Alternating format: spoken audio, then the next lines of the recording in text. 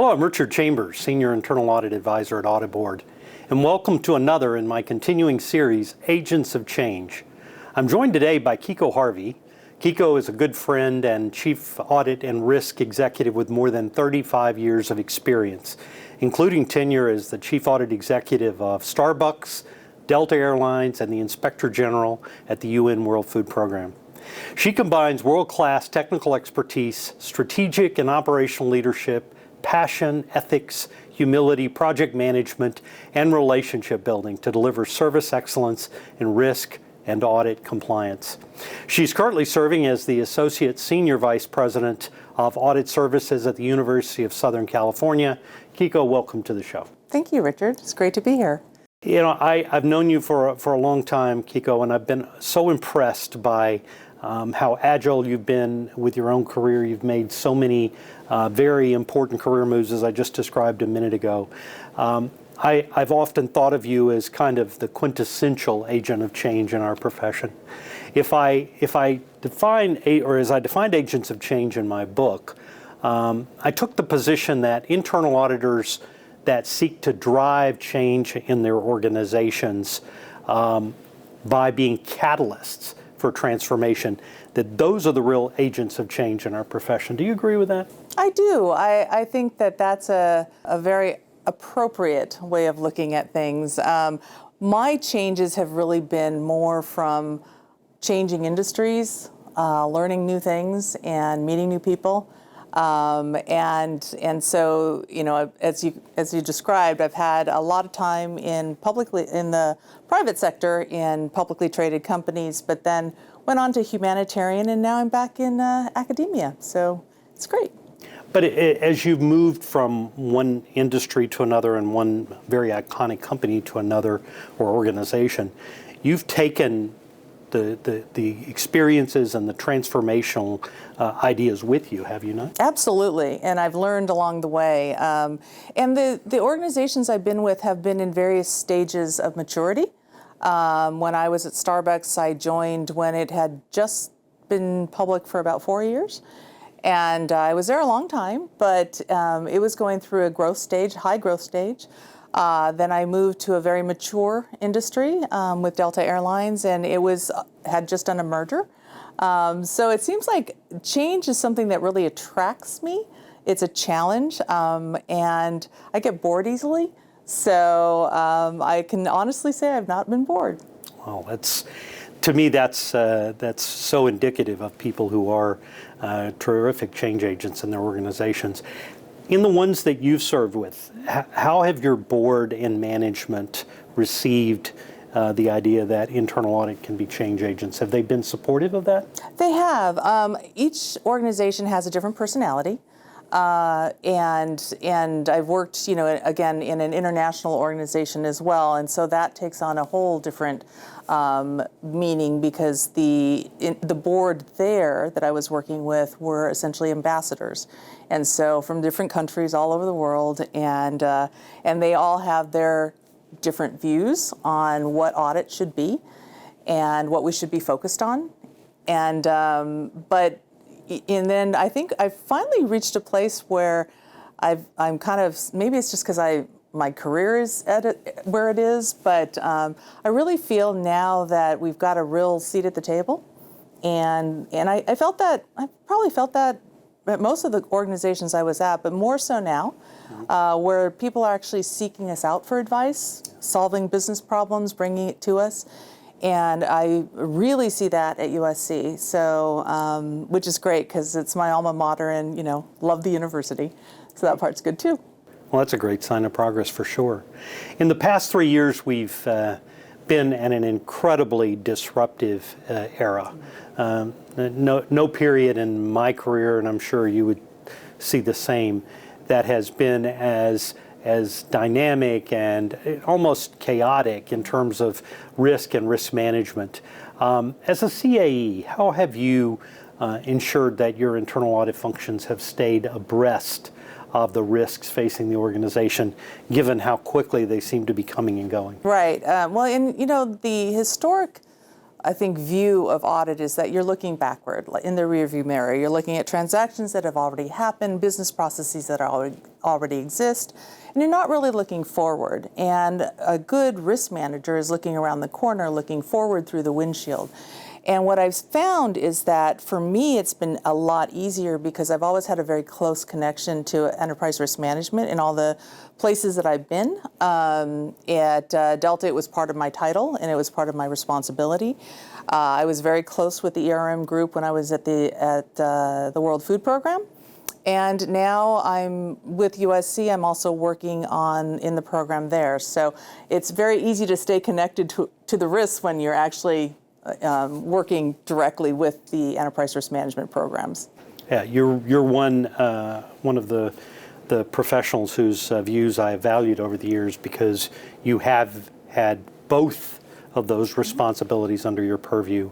One of the top challenges that CAs are facing in 2023 is recruiting and retaining talent. Is that a challenge for you? And if so, what strategies are you using to attract and retain the top performers?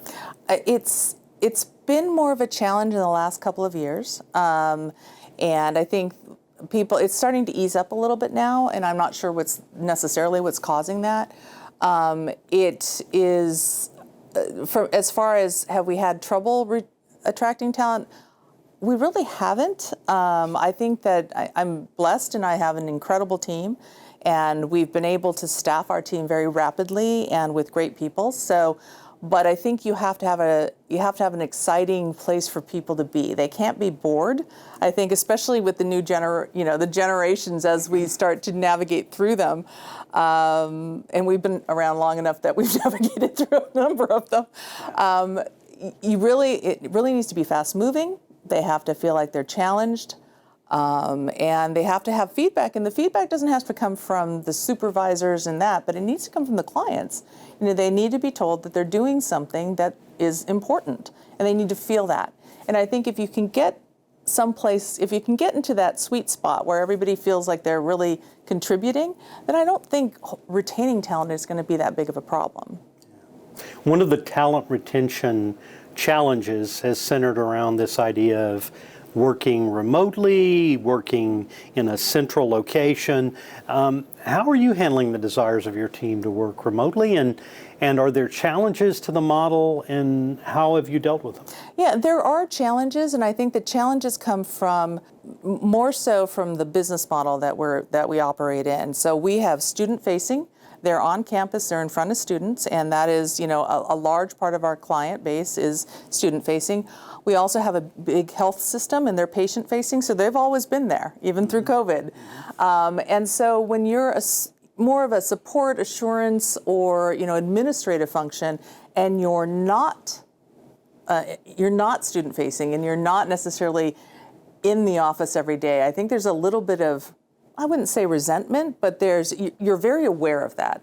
And so you want to make sure that whenever there's a meeting that you find out whether or not the meeting is in person or remote, and you go to campus and be in person if your clients are, because it's going to make it easier on you.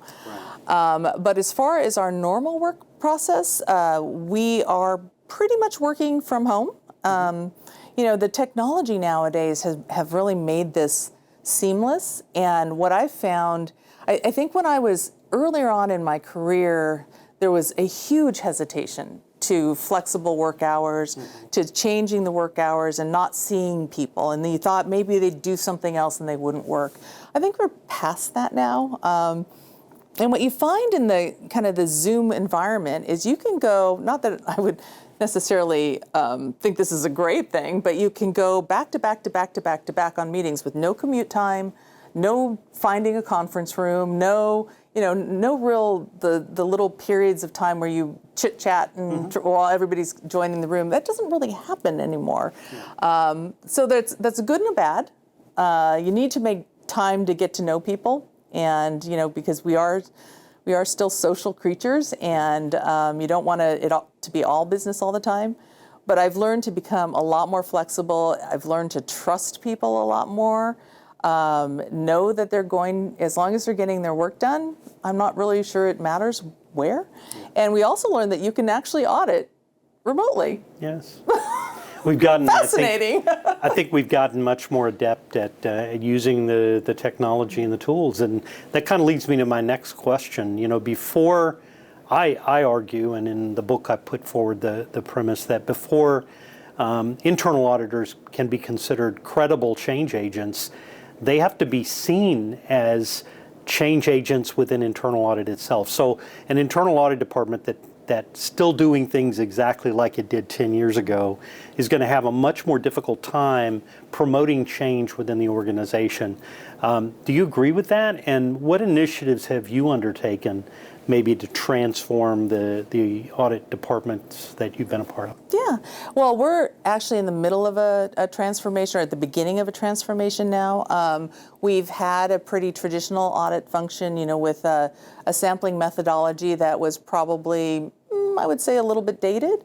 And so now we're in really starting to embrace data analytics a lot, looking at whole amounts of populations, looking for trends and patterns in data, versus, you know, selecting judgmentally or biased, or however you're selecting a sample of 25 or 30. It's just really not what we should be doing, not what we want to do, because it doesn't really give you a sense for, sure, you may find something in there, but how big is the problem really?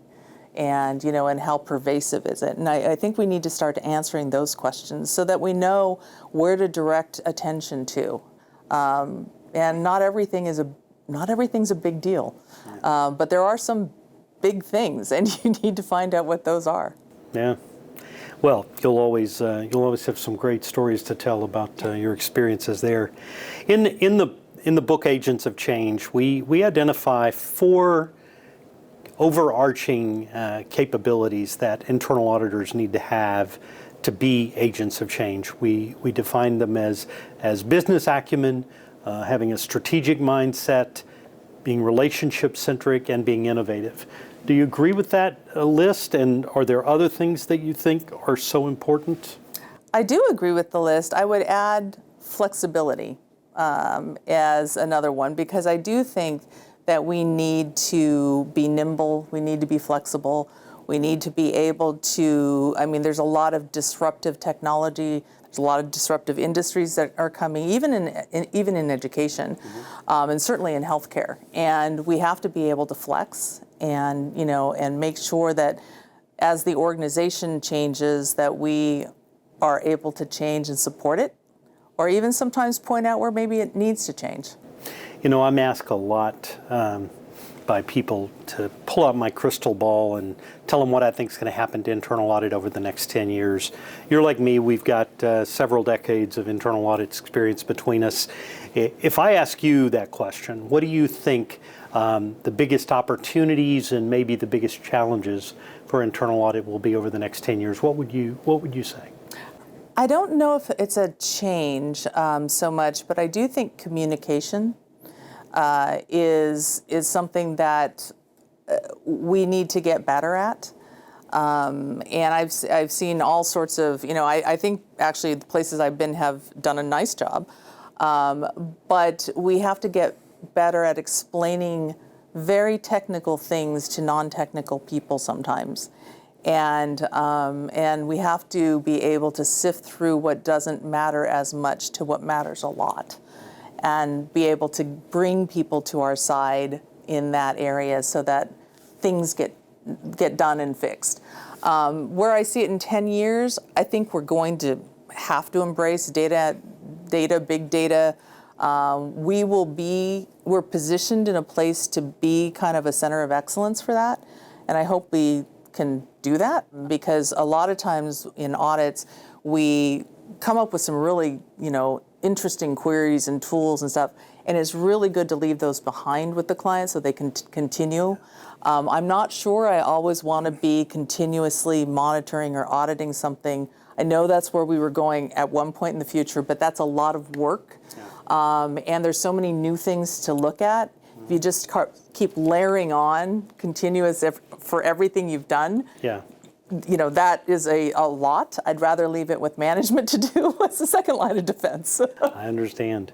Kiko, thank you so much for the thoughtful responses to the questions today. It's been great to catch up again, and I wish you the best of luck in leading the organizations and fostering the kind of change that you've done throughout your career. Thank you. It was great being here.